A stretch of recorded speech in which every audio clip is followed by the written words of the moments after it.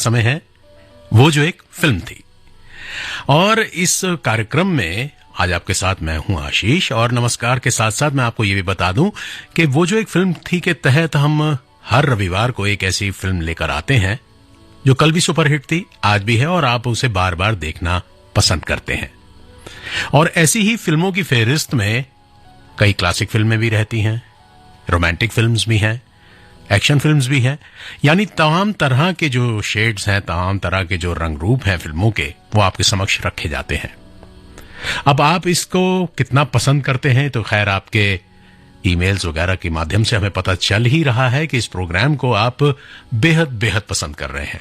तो हमने सोचा कि भाई आज से क्यों ना हम अपने श्रोताओं को भी इस कार्यक्रम का हिस्सा बनाएं, और वो यूं कि आपने अपना जो एसएमएस है, अपना जो पैगाम है, व्हाट्सएप के जरिए हमें भेजना है संदेशा, और उसमें आज की इस फिल्म से मुताल्लिक कोई ऐसी बात लिखनी है जो इस फिल्म को और भी यादगार बनाती हो, और अपने विचार साझा करने हैं इस फिल्म से मुताल्लिक, ताकि हमारे और श्रोता जो सुनने वाले हैं, अगर वो ऐसी कोई बात है, यादगार और दिलचस्प बात है इस फिल्म से जुड़ी और वो नहीं जानते, तो उनकी जानकारी में इजाफा हो। आज की फिल्म है 1970 की प्रदर्शित फिल्म आन मिलो सजना। और कार्यक्रम के अंत में मैं आप सभी के पैगामात को शामिल करूंगा, लेकिन आपसे एक दरखास्त यह है कि कृपया वही पैगाम भेजिएगा जिसमें फिल्म से मुताल्लिक कोई ऐसी बात हो जो इस फिल्म को और भी यादगार बनाती हो। और आप भेज सकते हैं अपने पैगामात हमें 9868868753। नंबर एक बार फिर 9868868753। ये वो नंबर है जो दिल से दिल के तार जोड़ता है। बात हो रही है फिल्म आन मिलो सजना की, 1970 की संगीतमय फिल्म जो सचिन भौमिक द्वारा लिखी गई, जगदीश कुमार द्वारा निर्माण किया गया इस फिल्म का, और मुकुल दत्त ने किया इसका निर्देशन। संगीत लक्ष्मीकांत प्यारेलाल का है और गीत हैं आनंद बख्शी साहब के। फोटोग्राफी का पक्षभार संभाला था वी बाबा साहब ने, और एडिटर थे इस फिल्म के प्रताप दवे। फिल्म में राजेश खन्ना और आशा पारेख मुख्य भूमिका में रहे, और सहायक कलाकारों में विनोद खन्ना, राजेंद्र नाथ और निरूपा राय शामिल हैं। इस फिल्म को 1969 और 1971 के बीच राजेश खन्ना की लगातार 17 हिट फिल्मों में से एक गिना जाता है दोस्तों, जिसमें 1969 से 1971 तक उनके द्वारा दी गई लगातार 15 एकल हिट फिल्म, 2 नायक वाली फिल्में मर्यादा और अंदाज भी शामिल हैं। 1970 में रिलीज हुई अन्य फिल्मों के अंतराल के दौरान जब आन मिलो सजना का ट्रेलर आता था तो स्क्रीन पर राजेश खन्ना के आते ही मानो लोगों का हुजूम उमड़ पड़ता था, उनका जोश देखने वाला होता था। जी हां, राजेश खन्ना साहब यानी काका का वो दौर एक ऐसा दौर था जो यदा कदा ही आता है।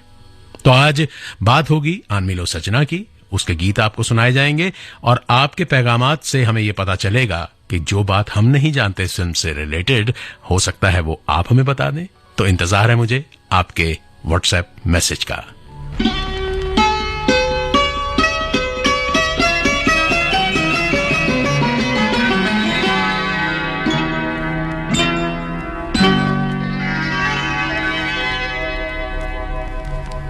फलक से तोड़ कर देखो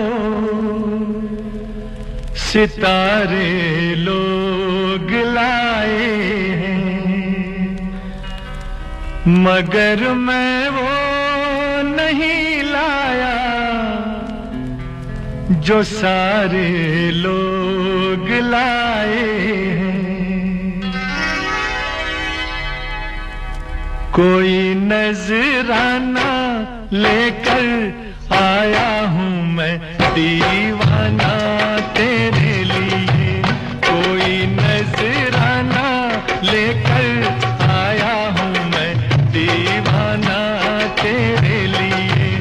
आज चलता है खुशियों से दिल का पैमाना तेरे लिए, कोई नजराना लेकर आया हूँ मैं दीवाना तेरे लिए।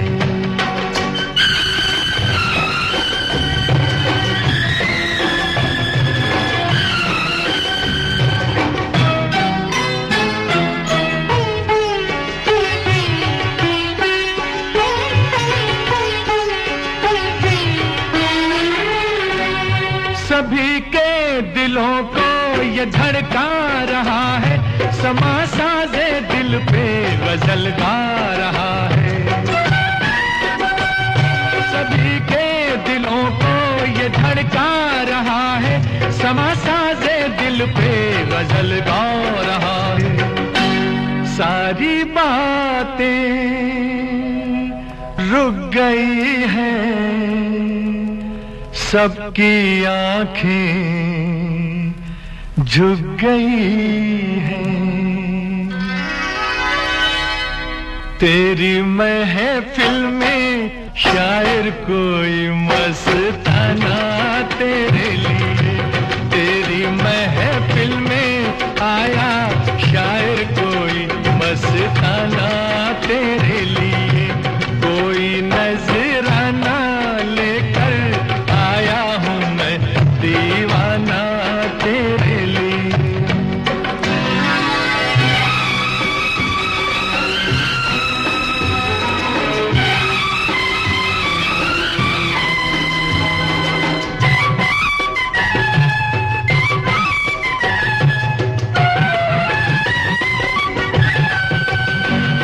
कहेगी निगाहें, सुनेगी निगाहें, जुबां से ना होगी बयां ये कहानी। कहेगी निगाहें, सुनेगी निगाहें, जुबां से ना होगी बयां ये कहानी। हो मुबारक ये हंसी दिन, कोई समझा ना तेरे बिन। मेरे चेहरे पे दिल ने लिखा है एक अफसाना तेरे लिए। मेरे चेहरे पे दिल ने लिखा है एक अफसाना तेरे लिए। कोई नजराना लेकर आया हूँ मैं दीवाना तेरे लिए।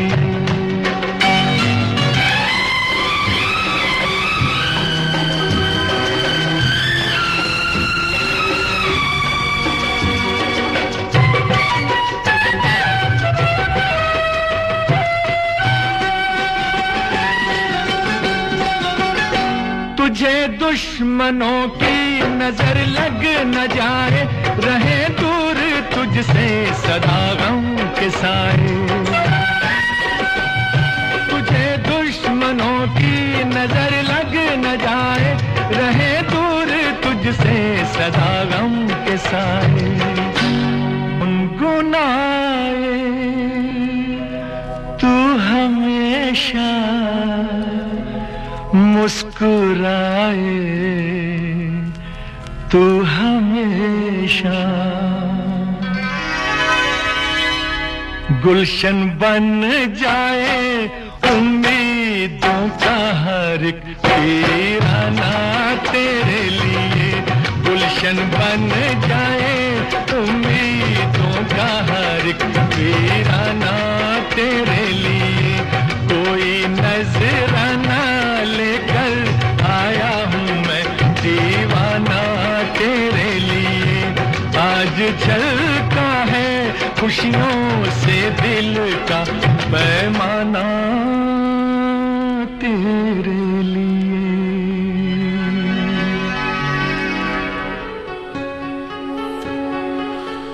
फिल्म आन मिलो सजना की कहानी हम आपको बताएं और उससे दिलचस्प बातें आपके साथ साझा करें, उससे पहले हम आपको ये ना बता दें कि भाई इस फिल्म में कौन से कलाकार ने कौन सा पात्र निभाया था। आसानी होती है फिल्म की कहानी समझने में भी और आनंद भी आता है। राजेश खन्ना साहब बने थे इस फिल्म में अजीत। आशा पारेख ने किरदार निभाया था वर्षा का, जो बाद में एक फर्जी आइडेंटिटी भी धार लेती हैं दीपाली नाम से। विनोद खन्ना थे अनिल चौधरी, निरूपा राय, सावित्री चौधरी, अनिल की मां, और इसके साथ जूनियर महमूद थे चीकू। तरुण बोस बने थे जज साहब, वर्षा के पिता। सुजीत कुमार ने किरदार निभाया था मोहन का।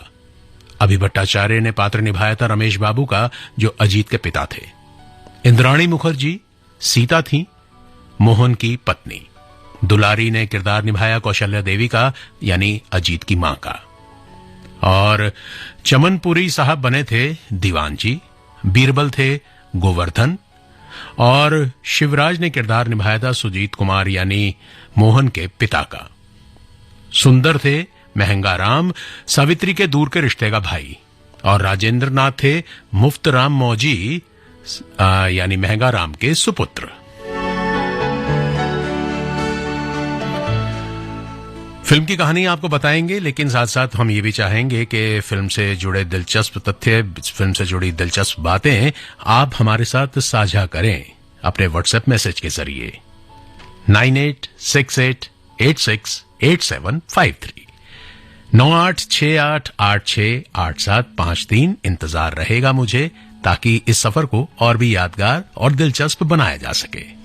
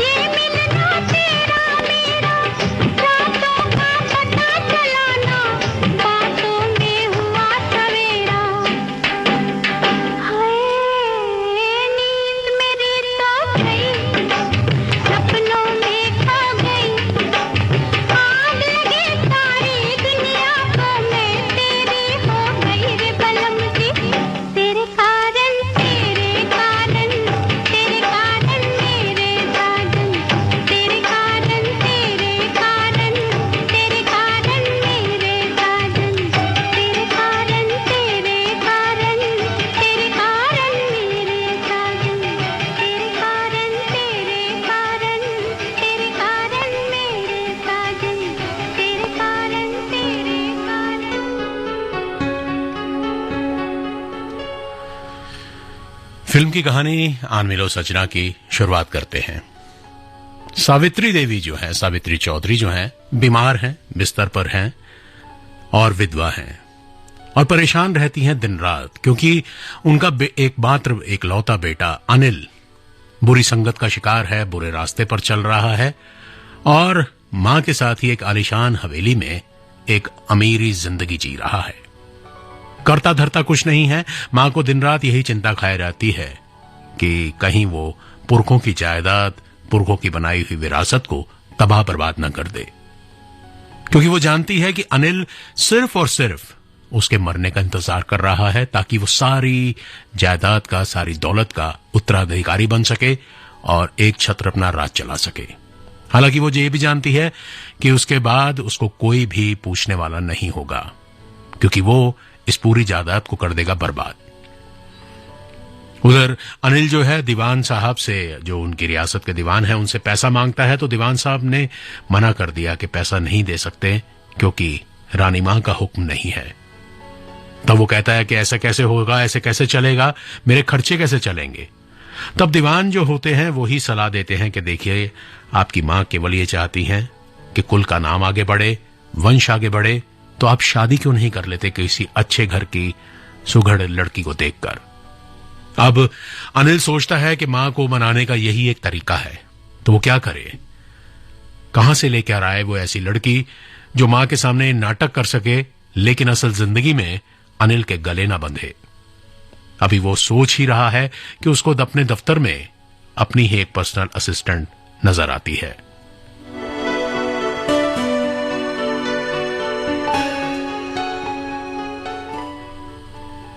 वो अपनी ये दिल की बात अपनी उस ऑफिस कलीग को बताता है जो उसके मातहत है, लेकिन वो उसको बताती है कि वो उसकी एक सहेली है वर्षा, जो कि इस काम को बखूबी अंजाम दे सकती है।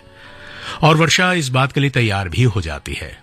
वो उसको लगता है कि ये खेल खेल में एक नया खेल है। हालांकि वर्षा खुद एक अमीर घर की इकलौती संतान है, अपने पिता उसके जज हैं, लेकिन वो ये कहती है कि मैं गरीब की एक्टिंग अच्छी तरह से कर लूंगी और माँ जी का भी दिल जीत लूंगी और अनिल को भी अपने रास्ते से मतलब ये कह सकते हैं कि जो वो चाहता है उसको वो मैं एक्टिंग करके पहुंचा दूंगी। अब होता ये है कि वर्षा जो है वो दीपाली बनने के लिए तैयार तो हो गई और उसके बाद अनिल भी जो है वो अपनी मां को ये भरोसा दिलाता है कि दीपाली जो है उसकी बहू बनने के लिए मैं उसको लेकर आया हूं आपके पास। हालांकि मां बड़ी हैरान होती हैं। वो दीपाली से पूछती भी हैं कि कितना समय से तुम अनिल को जानती हो, तो कहती मात्र 6 महीने से। तो कहती हैं कि जब मैं 25 साल में इस लड़के को ना तो समझ पाई ना सुधार पाई, तुम 6 महीने में तुमने फैसला कर लिया कि तुम इसकी शादी करके इसकी अर्धांगिनी बनोगी। बहरहाल मां को ये लगता है कि दीपाली के रूप में वाकई उसे एक अच्छी सुघड़ बहू मिल रही है, एक बेटी मिल रही है। वहीं दूसरी ओर परत दर परत अनिल की अय्याशी की आदतें दीपाली पर खुलने लगती हैं, यानी वर्षा पर। और उसी के गांव का एक किसान है, एक युवक है अजीत, जिससे वो काफी इंप्रेस भी होती है। शुरू में हालांकि नोकझोंक भी रहती है दोनों में, लेकिन बाद में जब गांव वालों से ये पता चलता है कि अजीत एक देवता समान इंसान है, गरीबों की मदद करता है और हर एक दुखियारे के आंसू पोंछता है, तो दीपाली को काफी हद तक अजीत की शख्सियत पसंद आने लगती है।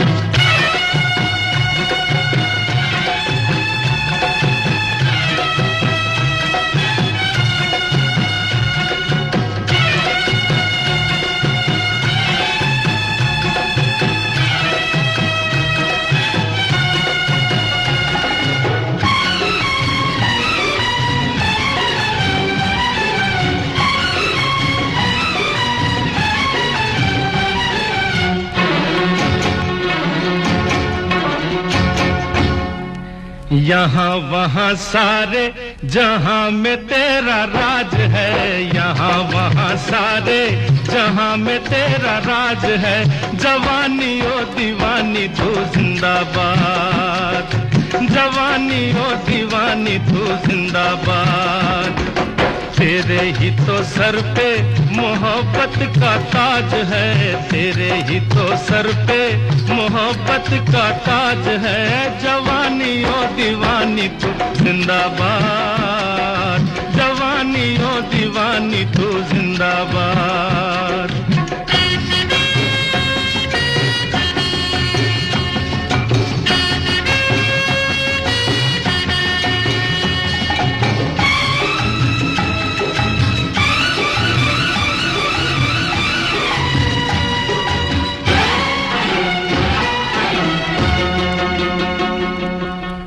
बहारों का इशारा,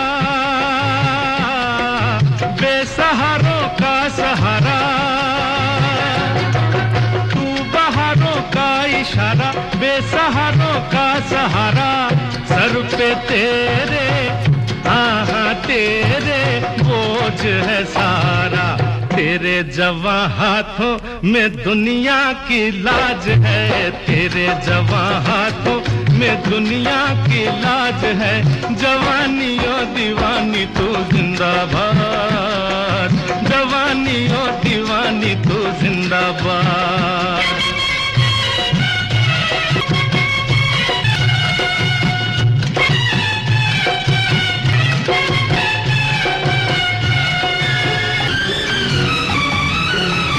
तेरे लिए कसम नहीं, कसम नहीं रस्म नहीं, तेरे लिए कसम नहीं, कसम नहीं रस्म नहीं।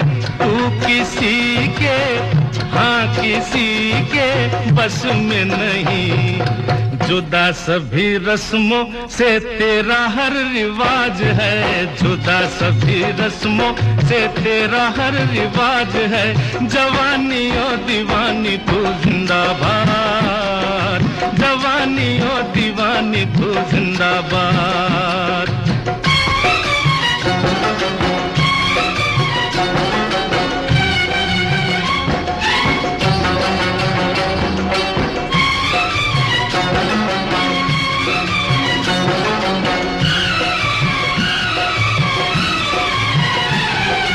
पीछे है बचपन दीवाना, आगे बुढ़ापा सयाना। पीछे है बचपन दीवाना, आगे बुढ़ापा सयाना। साथ तेरे हाँ तेरे है ये जमाना, तेरी नजर तो चांद तारों पे आज है, तेरी नजर तो चांद तारों पे आज है। जवानी ओ दीवानी तू जिंदाबाद, जवानी ओ दीवानी तू जिंदाबाद। यहाँ वहाँ सारे जहाँ में तेरा राज है, तेरे ही तो सर पे मोहब्बत का ताज है। जवानी ओ दीवानी तो जिंदाबाद, जवानी ओ दीवानी तो जिंदाबाद। अनिल इधर अपनी मां को धोखा दे रहा है, दिखावा कर रहा है कि वो सुधर गया है, दान धर्म पुण्य के काम करने लग गया है। और उधर दीपाली जो है वो भी हवेली में रहना शुरू कर देती है और दिल से वो सावित्री की इतनी देखभाल करती है कि सावित्री भली चंगी हो जाती है और उसको अपनी बेटी की तरह प्यार करने लगती है और उसे अपनी संपत्ति का, अपनी जायदाद का एकमात्र जिसे कह सकते हैं वारिस बनाने का फैसला करती है। सावित्री को लेकिन ये नहीं पता कि अनिल ने दीपाली को उसकी मंगेतर के रूप में यहां पर काम पर रखा है और वो सिर्फ एक दिखावा है। हालांकि दीपाली वैसी नहीं है जैसा अनिल सोचता है। वो नाटक कर रही है केवल और केवल एक हंसी मजाक के लिए, लेकिन धीरे धीरे उसे भी सावित्री से बेहद लगाव होने लगता है और वो चाहती है कि सावित्री को असलियत बताए, क्योंकि वो अनिल को बिल्कुल पसंद नहीं करती, अनिल से प्यार नहीं करती, बल्कि वो तो दिन रात डूबी है तो सिर्फ और सिर्फ अजीत के प्यार में।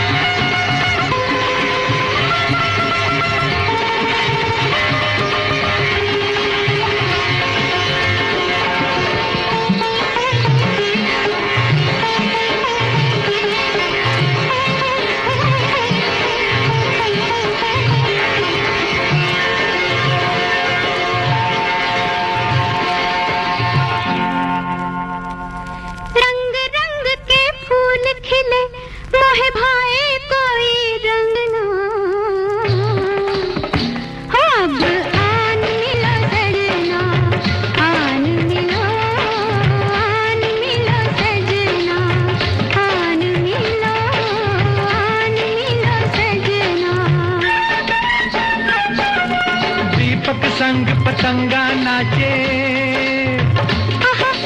दीपक संग पतंगा नाचे, कोई मेरे संग ना। ओए अब आन मिलो सजना, आन मिलो सजना। सजना सजना सजना सजना, आन मिलो सजना।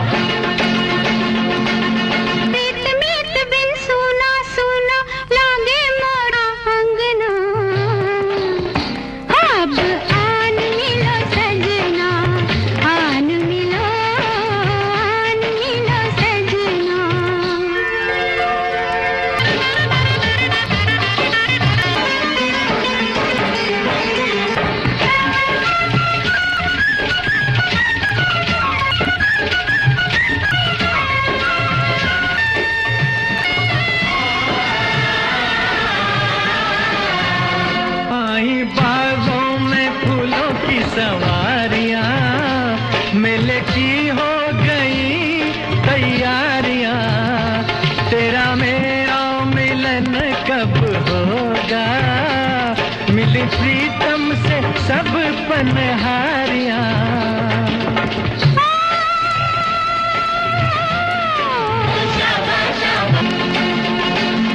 दूर दूर रह के जीने से मैं आ जाऊं तंगना। अब आन मिलो सजना, आन मिलो सजना।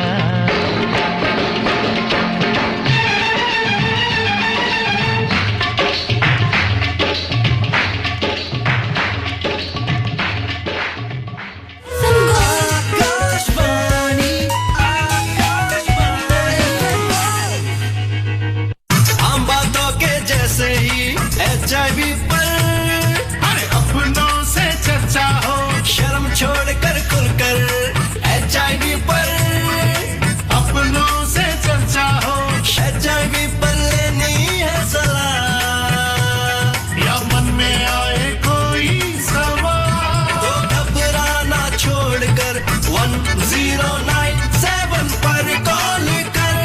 सवाल किया क्या, सवाल किया क्या। HIV एड्स से जुड़े सभी सवालों के लिए आज ही टोल फ्री नंबर 1097 पर कॉल करें। Haryana state AIDS control society द्वारा जनहित में जारी।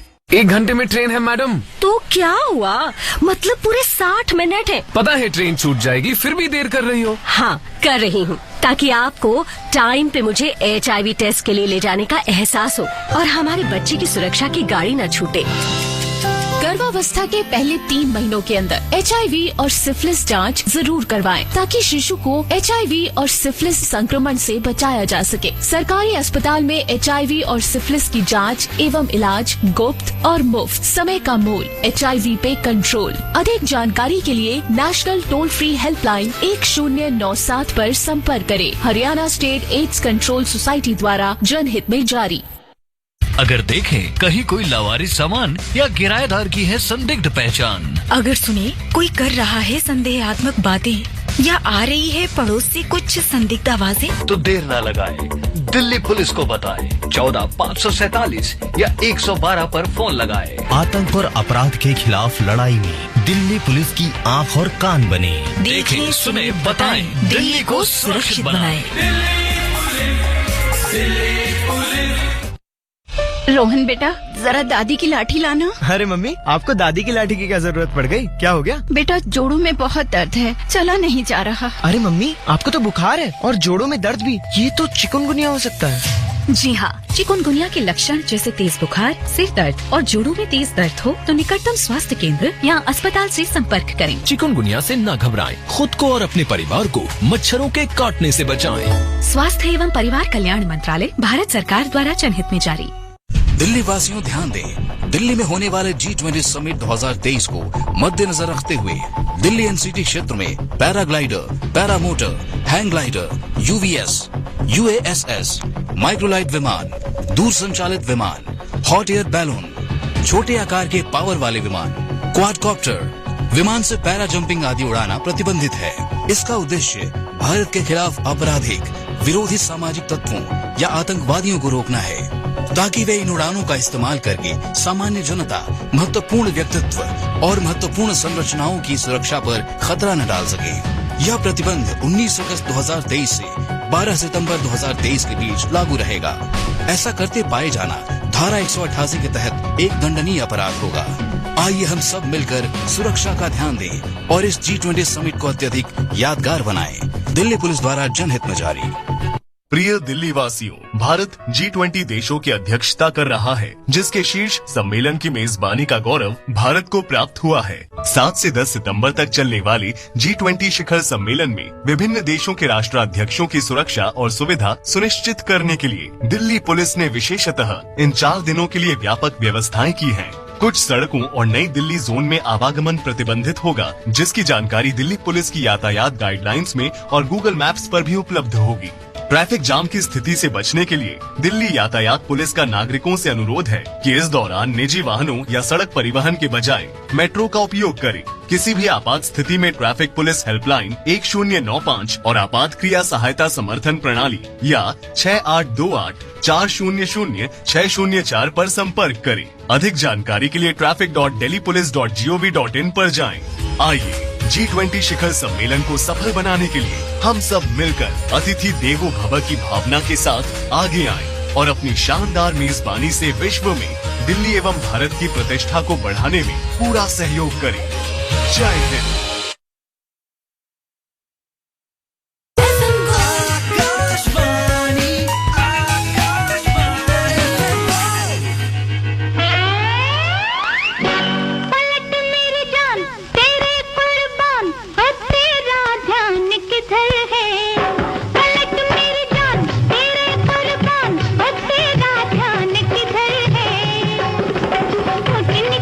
मेरे प्यार की डगर है, रास्ता किधर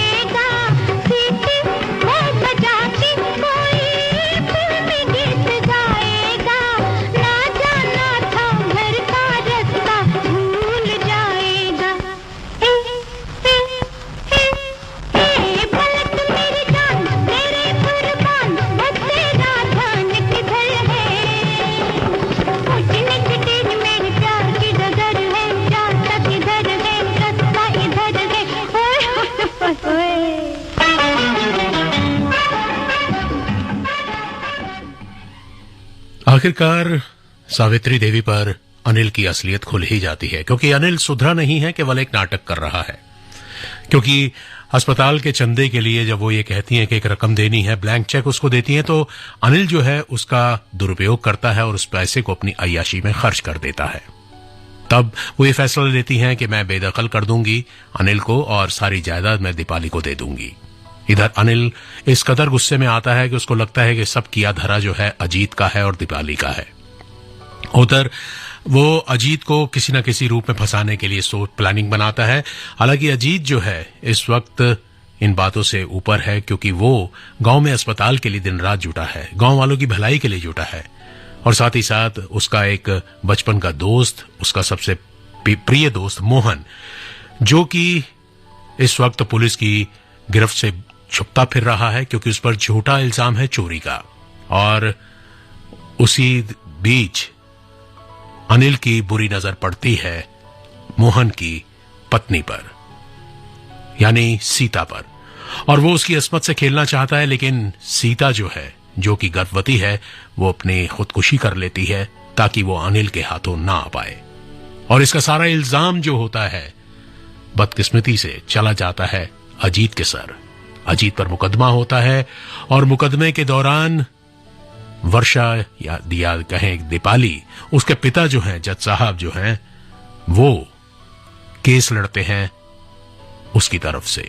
हालांकि उनकी पहले एक गलतफहमी ये होती है कि एक दौर में अजीत के पिता ने खून किया था और उस दौरान उनको सजा भी हुई थी, लेकिन बाद में पता चलता है कि अजीत के पिता बेकसूर थे और इधर वो दोनों के रिश्ते के लिए भी तैयार हो जाते हैं। तो इस वजह से वो केस लड़ते हैं बतौर वकील के अजीत का, और उसकी बेगुनाही साबित करने के लिए तमाम तरह के सबूत देते हैं, लेकिन सबूत सारे अजीत के खिलाफ जाते हैं। इतने में मोहन, जिसको रोकने की अनिल ने बेहद कोशिश की है कि वो अदालत तक ना पहुंचे, किसी तरह से गुंडों के चंगुल से बचता हुआ वो अदालत पहुंचता है और गवाही देता है कि अजीत का सीता यानी उसकी बीवी के साथ वही रिश्ता है जो एक लक्ष्मण का मां सीता के साथ होता है। और ये कहते हुए उसकी गवाही के आधार पर अजीत को बेकसूर मानकर अदालत उसे बाइज्जत बरी कर देती है। लेकिन ये गवारा नहीं है अनिल को। वो उससे बदला लेने के लिए और पैसा हथियाने के लिए अजीत से पैसा लेता है अपनी मां की मार्फत, और उन दोनों के बीच होती है हाथापाई, और वो चाहता है कि अजीत उसके रास्ते से हमेशा के लिए हट जाए। इसी बीच सावित्री देवी वहां आती हैं और अपने हाथों से अपने ही बेटे अनिल को गोली मारती है, क्योंकि वो देखती हैं कि पाप का घड़ा अब भर चुका है। खुशकिस्मती से गोली अनिल के कंधे में लगती है। उसको पश्चाताप होता है, दुख होता है कि उसने सभी लोगों का दिल दुखाया है, अपनी मां का दिल दुखाया है, और इस बुरे रास्ते पर चलकर आखिर उसने पाया क्या? सिर्फ और सिर्फ लोगों की नफरत। अच्छा इंसान बनने का प्रण लेता है, सभी से माफी मांगता है, और एक बार फिर सभी के चेहरे पर मुस्कान आ जाती है। तो ये थी फिल्म आन मिलो सजना की कहानी, और आपके पैगामात भी बहुत से आ रहे आए हैं, लेकिन मैंने आपसे दरखास्त ये की थी कि फिल्म से जुड़ी कोई ऐसी बात बताइएगा जो हम सबको ना पता हो।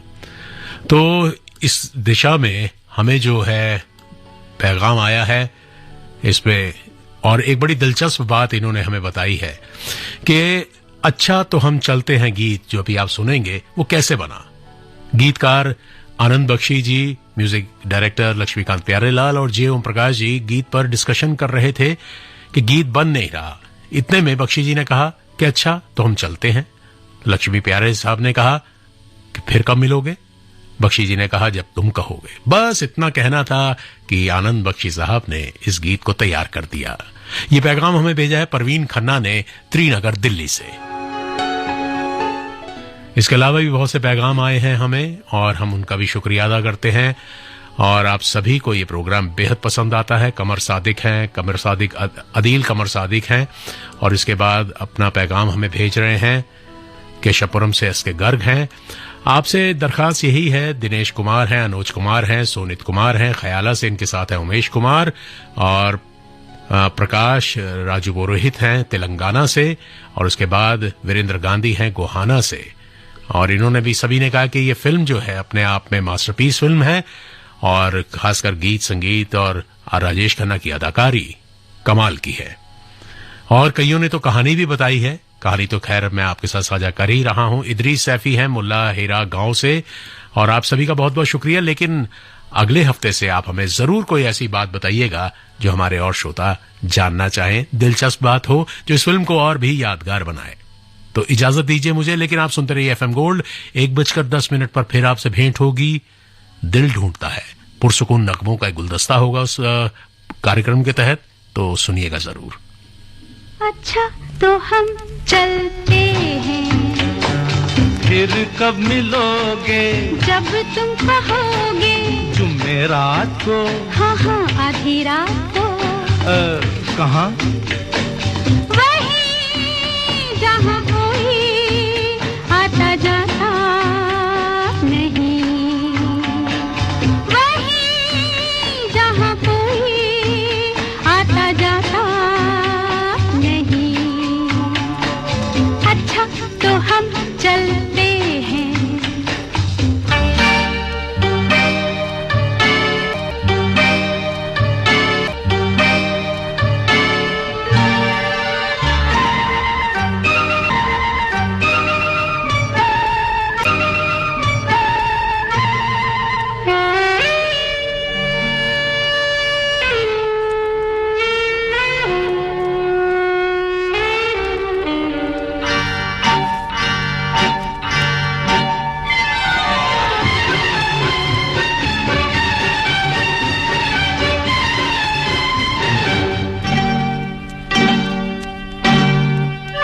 किसी ने देखा तो नहीं तुम्हें आते?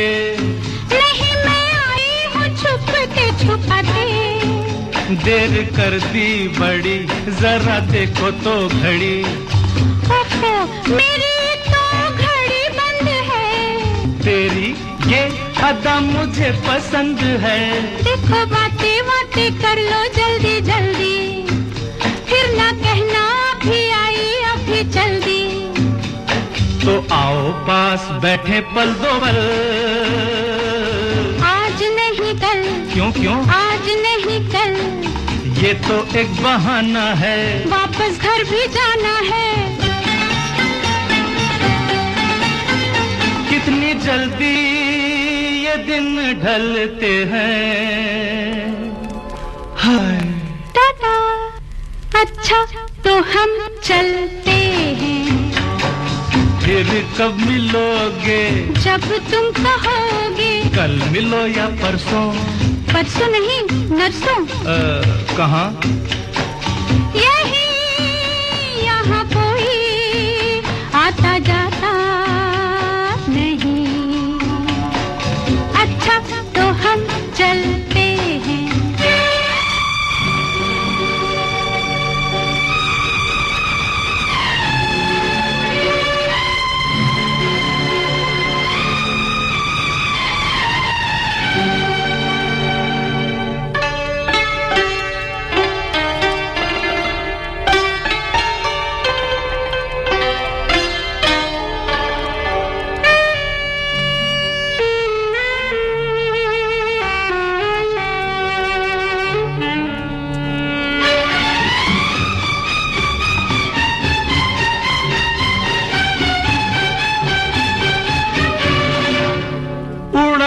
इसलिए तेरा रंग गोरी हमारी पकड़ी गई है बस चोरी। अच्छा राम जाने क्या हुआ, कैसे हुआ ये गजब, मेरा चल जरा ढल गया, सारी दुनिया को पता चल गया।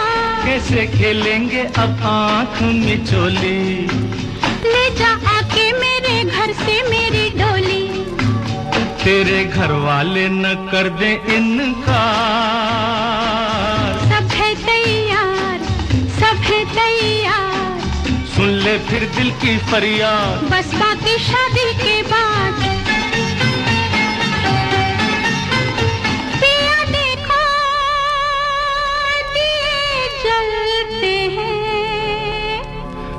अच्छा अच्छा तो हम चलते हैं, अच्छा तो हम चलते